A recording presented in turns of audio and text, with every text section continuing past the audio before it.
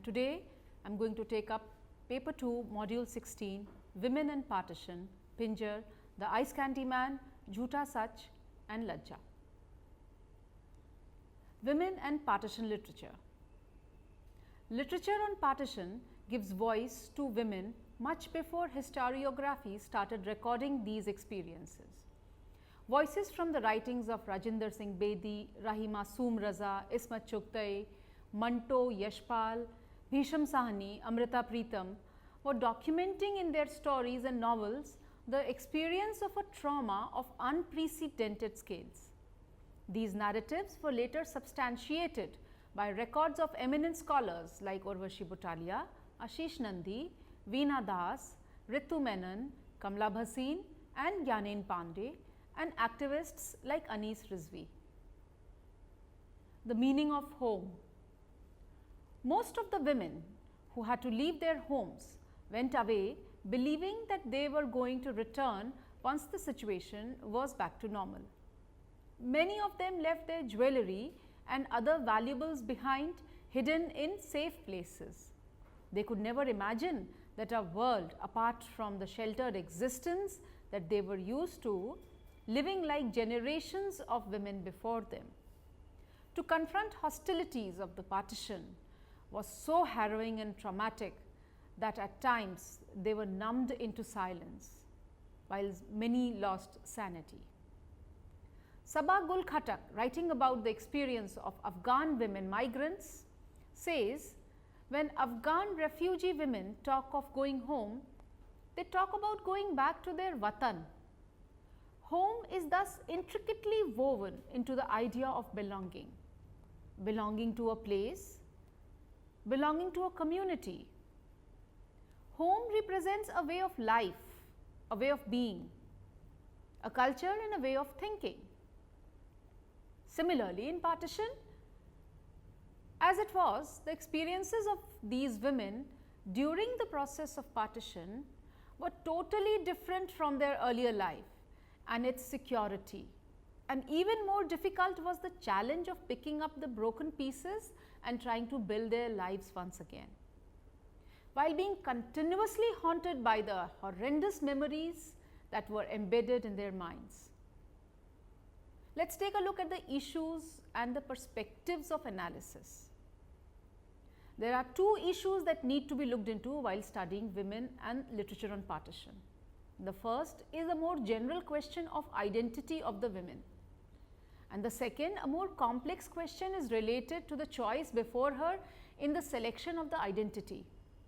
Both sides considered women to be symbols of their honor, of their races, and their dishonor was a dishonor of their religion and culture. A woman impregnated by a man from the other race was an impure one, and the child born into such circumstances defiled the purity of the race. As a corollary ran the second condition. In most cases, the choices were not made by the women. They were accepted, the choices made for them by either the families or by circumstances. Urvashi Butalia, in her book The Other Side of Silence, talks about people keeping silent about missing women of their families. Talking about one such family, most of whose members had been killed during partition, she says, and I quote, "They had made no direct mention of their sisters, two of them, who had disappeared at the time. Everyone around them knew this story. I realized then that in this silence lay many histories of partition, the histories that have always hovered at the edges of those that have been told, histories that describe the dark side of freedom." Unquote. Let us compare the eastern and the western partitions of India. As compared to the western India, where partition came as a sudden rupture of the land, in the eastern part of the country, partition led to migration that continues even today. The first partition of Bengal was in 1905. It had also been along communal lines, but the 1947 division had a deeper impact. Manas Ray, in his memoir of the 1947 division, talks about his days in the settlement camps after partition and recounts the difficult condition under which they lived. The Cooper's camp where he stayed, the camp at Ranaghat, Bhadrakali and other places were refuge for thousands. For a patriarchal setup where they hardly ever interacted with men outside the family, women in hundreds were left to fend for themselves in alien lands. Violence that accompanied partition and migration was the same here as well. Ansua Basuroy Chaudhary talks about the gender dimensions of the trauma through narratives of the experience of 3 women. One of these was able to recreate a normal life for herself. The second spent hers in the camp in a state of dole, while the third woman moved out with her family and set her home but became senile when her family was lost in subsequent events. The Eastern Border and Literature. Taslima Nasreen's novel Lajja is about the events in Bangladesh around the communal violence following the Babri Masjid demolition, while The Golden Age by Tahmina Anam is about the events around 1971 War of Independence. Though there is no direct reference to 1947 partition, the shadows of communal violence in the phase are reflected in both the novels.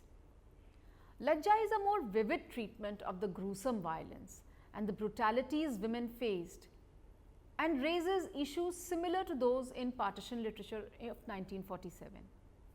It is the story of a Hindu family facing acute danger due to rising fundamentalist and orthodox forces in society around that time. But the violence that the writer is talking about and victimization that the women face is no different from the trauma that women faced in 1947. The difference in tone of partition narrative from the Bengal to Punjab could have been for several reasons. Whereas partition on the Punjab side spanned a single continuous slot of time up to roughly 1950, the Bengal side saw a continuous process in the form of migration. Another factor that was the scale of immediate migration was less in the east than in the western region. The narratives that emerge could be conceived on a bigger scale in the former, while the latter found the short story a much more suitable medium. Let us take a look by the works of women writers. The most important work that comes out as fiction on partition by women include Pinjar by Ismat Chugtai, Sunlight on a Broken Column by Atiya Hussain, Ice Candy Man by Bapsi Sidhwa, River of Fire and Aadhi Raat Ke Humsafar by Kurthulain Haider, Zindagi Nama by Krishna Sobti, Clear Light of the Day by Anita Desai, What the Body Remembers by Shauna Singh Baldwin, and Can You Hear the Night Bird Call by Anita Rao Badami. Let us look at the narratives of the partition in various novels. First, we take up Pinjar. It is a landmark novel and one of the most effective narratives to take up the issue of the experiences of women during partition. Novel by Amrita Pritam, it is the story of Puro and Lajja. It epitomizes the story of thousands of women who had been abducted during partition. Puro had been abducted by Rashid just before her marriage. He later converts her and marries her. She finds it very hard to forgive Rashid for the wrong he has done. Although he loves Puro and proves to be a good husband, her family refuses to accept her back into its fold as she is now considered impure. When they migrate to Pakistan afterwards, when partition happens, Puro is told that her brother's wife Lajja has been abducted and kept by people from around her village. Rashid takes great pains to find Lajja's whereabouts and then, along with Puro, he succeeds in finding and rescuing her. Puro meets her brother and her one-time fiancé when she goes with Lajja to hand her back to the family.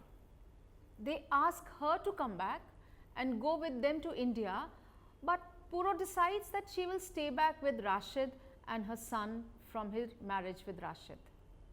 Puro's identity.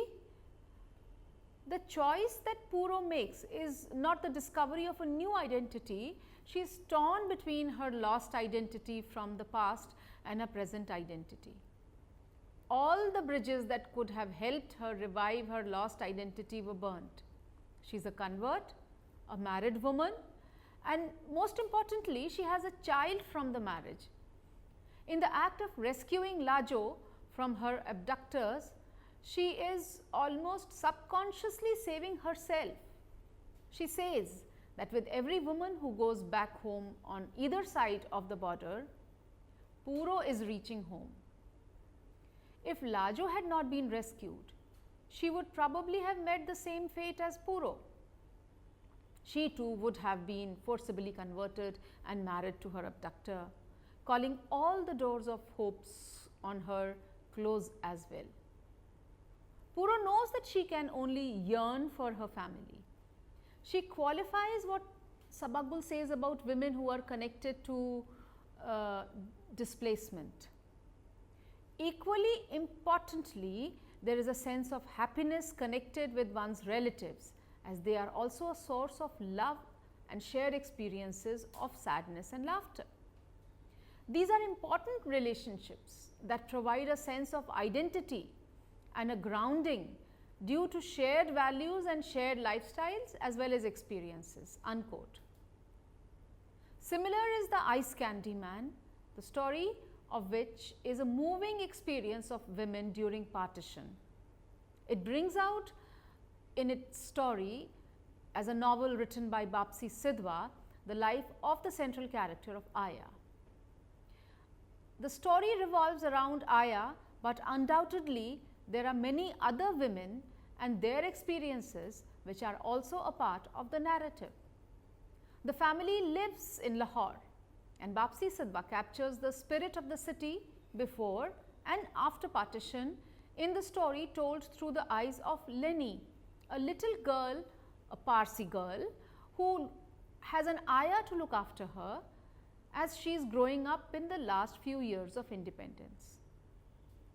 The gatherings at Lenny's house show the transition from communal harmony to mistrust among families who all belong to different communities. There is a breakup and scattering of neighborhood as some lose their lives, as in the case of the police officer, while others migrate sooner or later to places considered safer.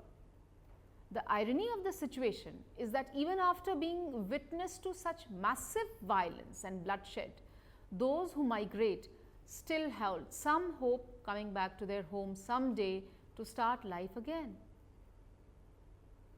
When we look at women as targets of communal violence, we find that the riots that ruptured the formation of the two nations were initiated by fanatics, but they soon became a cover for the fight for survival.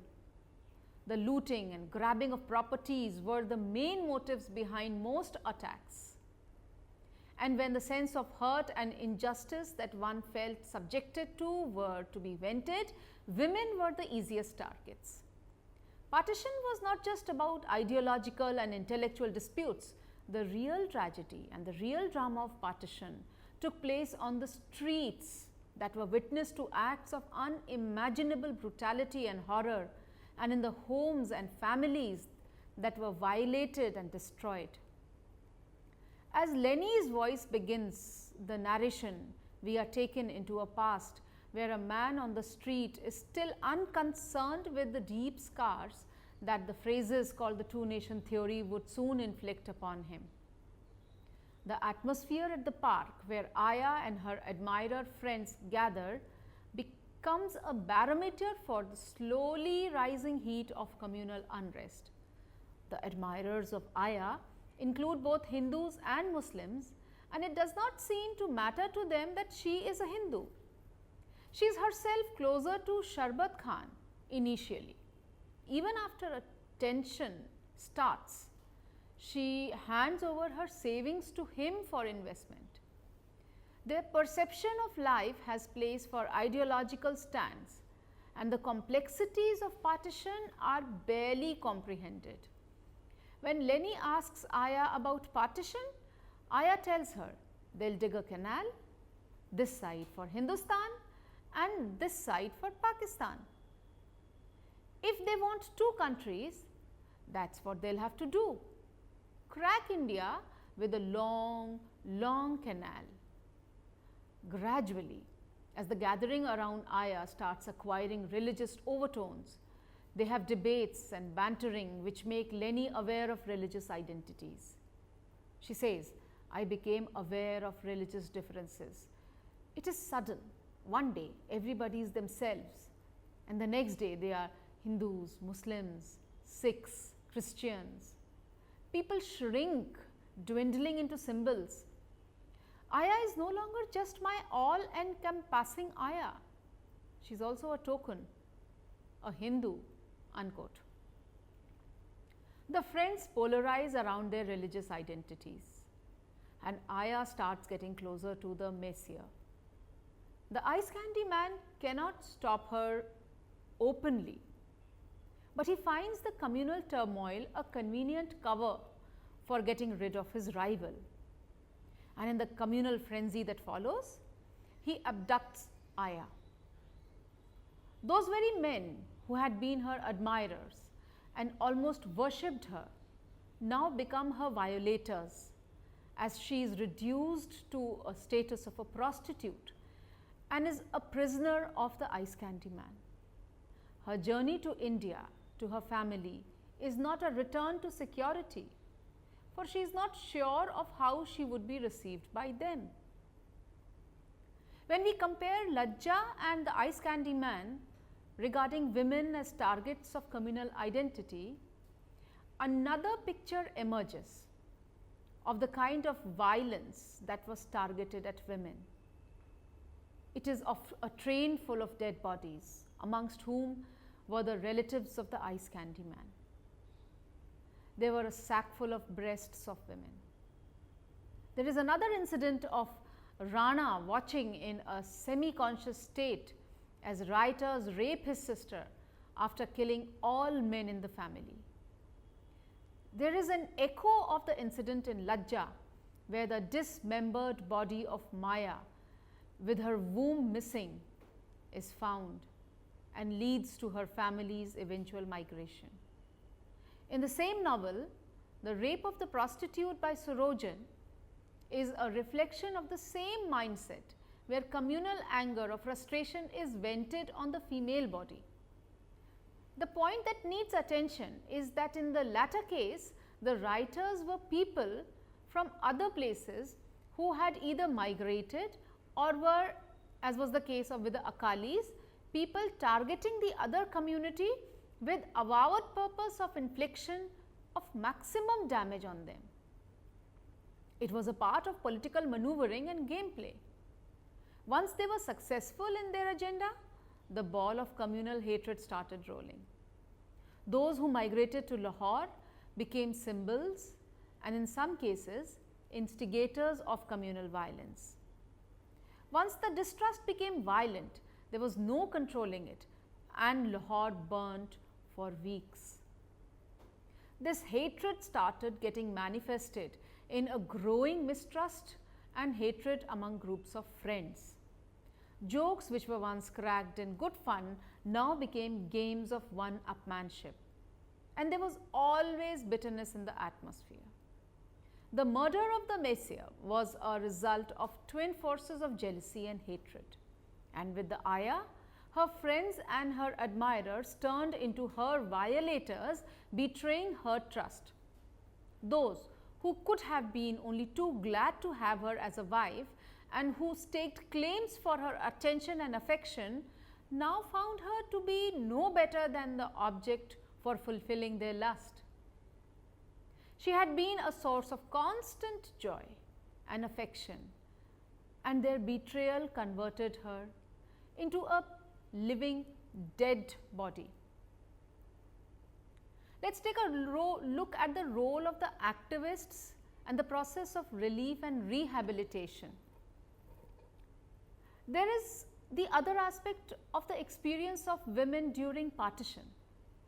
There were women who in normal circumstances have been only too happy to spend their lives as per routine, but the trauma of partition brought them out of their homes and forward as part of rehabilitation and the rescue effort. There were a number of memoirs of women who were involved in rescue and rehabilitation work at that time. Most of them talked about how they were initially brought into relief and rescue operations simply because the numbers who needed help were so daunting and there were too few available to work.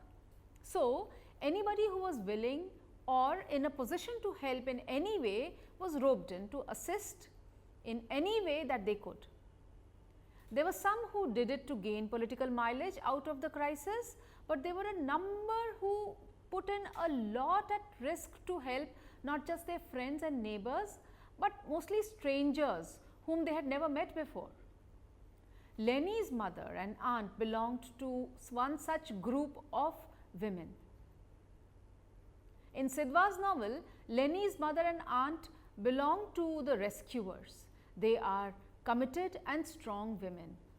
They work day in and day out in every possible way. They provide petrol to those who were migrating and stored cans of it in their houses at a great risk. They worked in relief camps trying to send the women who could be sent back to their families and finding ways to rehabilitate those who had no families left to go back to or whose families refused to accept them. They were instrumental in rescuing a lot of women who would otherwise have never been recovered. Hamida was rescued by them and was kept as an ayah by Lenny's mother after the disappearance of their earlier ayah. And then with great effort, they are able to trace the ayah as well.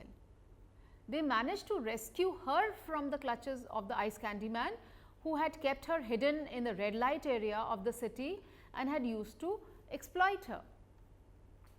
It needed not only great courage to be able to approach her after her whereabouts were found, but more to rescue her from there, especially because she was a Hindu. She was sent to India as per her wishes. The work of women like the mother and aunt of Lenny is not recognized enough. Had they not worked selflessly and ceaselessly, the trauma that women faced during the crisis would have been manifold. They not only worked in relief camps, but also went into interior areas where they got tips about the whereabouts of abducted women being held. Jhootha Sach by Yashpal narrates one such operation where, tipped by someone, a group of women including Tara are recovered and sent to India. Urvashi Butalia narrates the experience of her aunt being involved in the central recovery operations. Damayanti Sehgal talks about the difficulties they faced in rescuing these women, many of whom were not accepted by their families and many more who did not want to return because they were married to their abductors and even had children in many cases. They knew they would never be accepted by their families. Rajinder Singh Bedi's Lajvanti is the story of such a woman who was recovered and handed back to her husband and how her life could never go back to being normal again. He earlier used to harass her, beat her and abuse her, but afterwards she was handed back. She was all but worshipped by him, but ultimately she is unable to find acceptance as a human being. In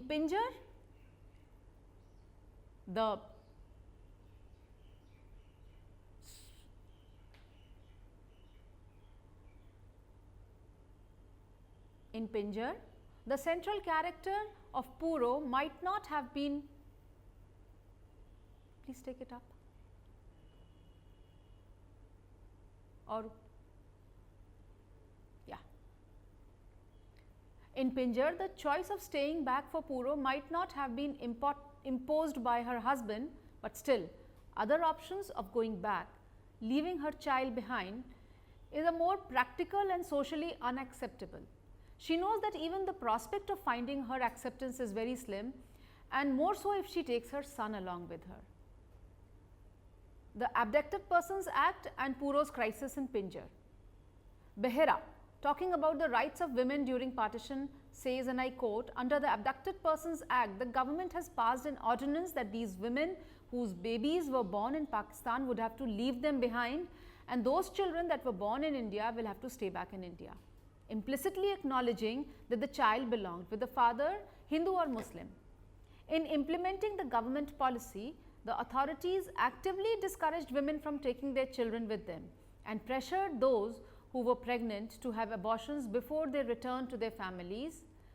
At that time, abortion was illegal in India, but the government had kept a separate fund for these abortions. Ironically, such women and children were often spurned by their extended families and communities because they were now considered impure. Puro does not have the right to decide whether to go back or not. The decision is made for her by the system and the society that will not take her over to Rashid. The problem with the movement for upliftment of the condition of women in society was not that the most of these worked along the lines of social conviction. Those who were working for the upliftment needed to be socially influential in the region they were working in. With the turmoil of partition, the social fabric on which such movement was based had collapsed. The priority of the social workers was to shift to relief and rehabilitation. But after independence, there was an unprecedented spurt in the area of women's education and economic independence. People who had till then not given a lot of importance to the education of women now pushed hard for women's education. There was the problem of perspectives to deal with. Because the brutalities against women had strengthened the concept of women as property and symbols of familial and racial purity, their sexual violation defiled the so-called familial and racial purity. There was a need felt to provide them with legal security in their social environment. So, after dust started settling on the border, priority of the resettlement of such families was to find the feet for women. This included not just relying on the son to fulfill the task, but also for the girl to be prepared to help in the process. Tara in Jhootha Sach is able to survive through the crisis and find independence in life mostly because of her education. Earlier, education to the girl was a luxury and it was the son who would earn a living. The daughter was to be married off while the daughter-in-law was to manage the house and the children. In their individual levels, people now realize the importance of education of girls, making them economically independent. Ritu Menon and Kamla Bhasin in their seminal work note, the unexpected spurt in education of girls immediately after partition is reflected not only in the figures, but in the women's section of the government initiated schemes, but in the records of voluntary organizations. Another way in which women became more visible was through the relief and rehabilitation work that we have seen earlier. Most of these women would otherwise have spent perfectly placid life, but as we see, they are now going into relief and rehabilitation as a stopgap arrangement for the people. Karuna Chanana talks of 3 generations of women, and in a study done in 1955, she talks of the attitudinal changes among refugees in Dehradun. 56% women agreed that they should be economically independent, 81% believed that they should receive higher education, and 53% were of this opinion that the facilities for this should be made available to them. Girls now had a greater chance not only to complete their education without having to rebel against the families, but also find encouragement from the family for becoming economically independent. It is quite ironic that partition had been one of the worst phases for women, but on the flip side, It brought out in them the natural resilience and the capacity to struggle. It pushed them beyond boundaries that had been set for them by the families and society. They stumbled, hurt badly, but rose up and walked on to explore the new world that had opened before them. Thank you.